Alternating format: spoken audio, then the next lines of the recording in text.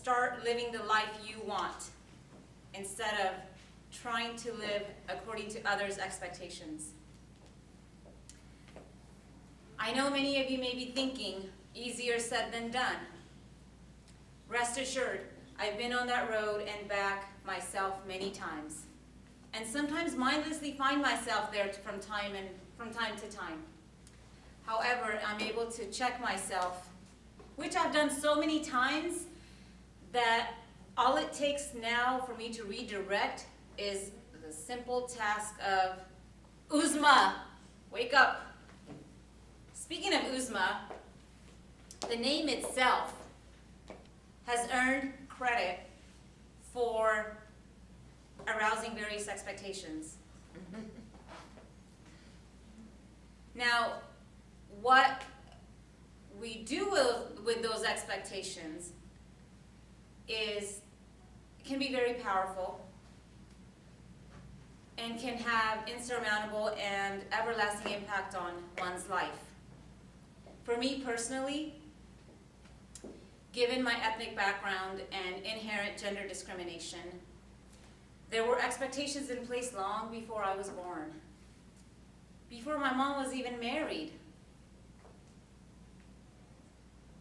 When my mother was growing up, if she said to her parents, I would like to go to school, get my education, and get a job working with others not related to me, without a doubt in my mind, her parents, particularly her father, would have said, sweetheart, the only credentials you need to focus on are your MRS title on the marriage certificate.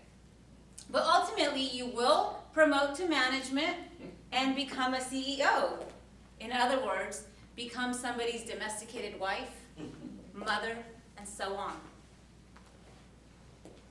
Unlike my maternal grandfather, my father, contrarily, had very different expectations of me.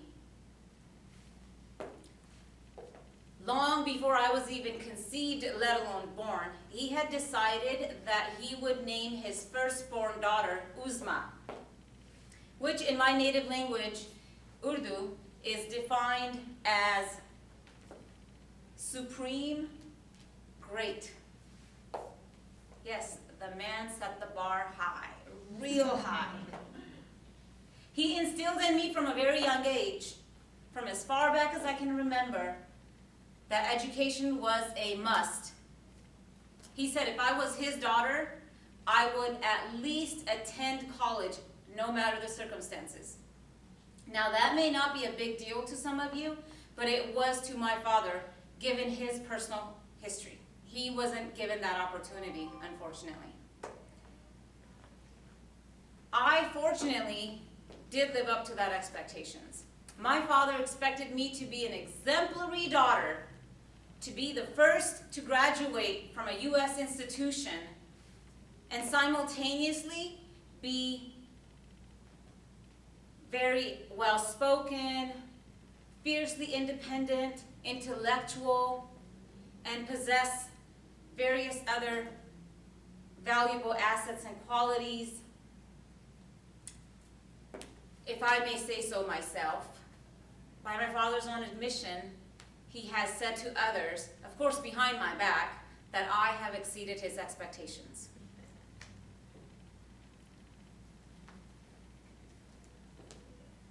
The fact that my father was very different from others in his community, family, and culture not only produced different results of me, but it consequently impacted the expectations I have of myself and those around me, especially my daughter. Education being number one, self-respect, and being appreciated for my personal convictions, values, intellect, and inner beauty. And simultaneously not allowing other people's negative expectations of me to dictate my life. I was here last week so I disclosed to many of you my ethnic background.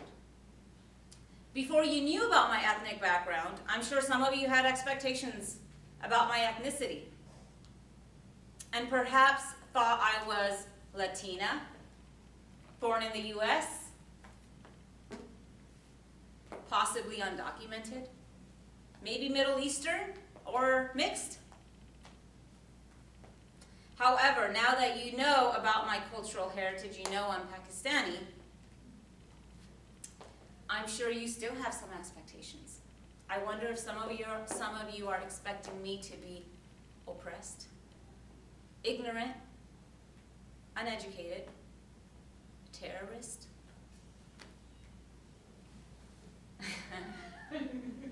Related to ISIS. Passive, shy, timid, asexual, oil proprietor. Maybe I don't like Jews and Christians. Perhaps I don't celebrate Christmas or other holidays. Or worse, that I believe in jihad. None of these are true. None. That is one of the problems with expectations. Needless to say, we all face expectations, various expectations on a daily basis, and I'm no exception to that. But thankfully, my father's expectations of me taught me to not allow others' negative expectations of me to define who I am and how I live my life. So much so that I sometimes wonder if I'm even Pakistani, given the great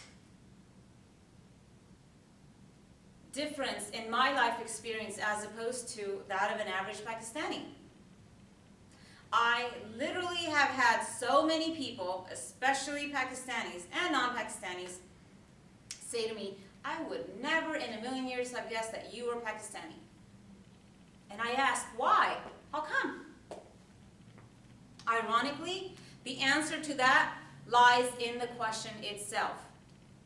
Because I, in opposition to the expectation of a Pakistani woman, ask questions. I explore preconceived notions by asking, really, where does that come from? Who told you that? How do you know that? What makes you think you can overgeneralize? What makes you think you can pigeonhole me based on one interaction of someone from this background?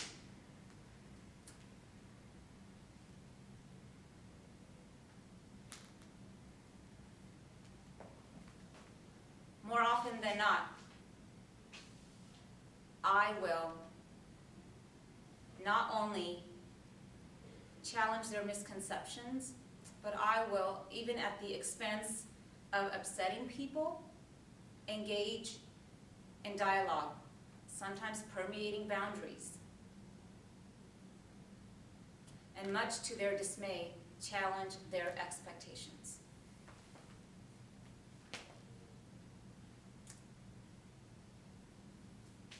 Expectations that others have of us obviously influence how we live our life, and they can influence us either positively or negatively.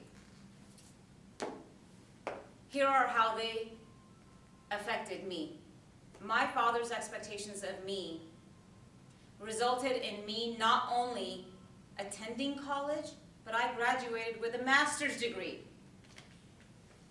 Contrary to his hope for me to become a family physician or an engineer or a lawyer, I decided to pursue a career in something I was passionate about, which is social work.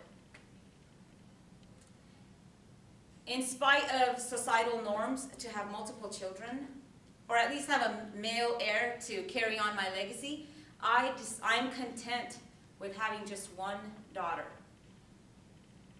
I'm content. But the one that I get a most kick out of is saying I am Pakistani American Muslim. I know what some of you may be thinking. The audacity this woman has. How dare she orchestrate a sentence with 3 very conflicting labels in a single statement?